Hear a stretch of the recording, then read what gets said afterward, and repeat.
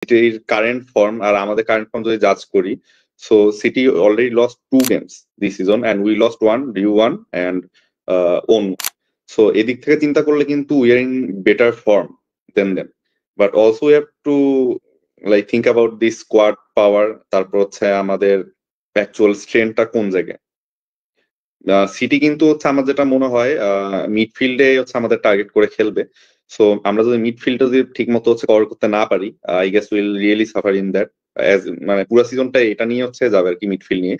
But সব দিক দিয়ে চিন্তা করলে I am not expecting us to lose considering their form. They will be desperate to get that win against us, but desperation কিন্তু সবসময় হচ্ছে ভালো ফল নাও নিয়ে আসতে পারে। বাট সব দিক দিয়ে চিন্তা করলে I'd say a draw, 1-1 draw. So we might not win that match. That's okay, but I'm not also saying us losing the match.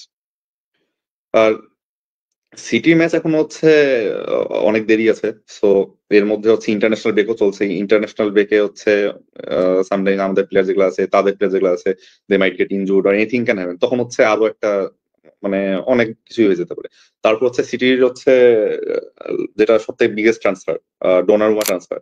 So Donnarumma start করবে নাকি ট্রাফোর্ড স্টার্ট করবে? যদি ট্রাফোর্ড স্টার্ট করে, ডোনারুমাকে যদি ফার্স্ট স্টার্টটা না দেওয়া হয়, সেক্ষেত্রে বলবো we got that mental edge over Trafford. কারণ ট্রাফোর্ড কিন্তু লাস্ট যে ম্যাচটা হয়েছিল, হি মেড সাম মিস্টেকস,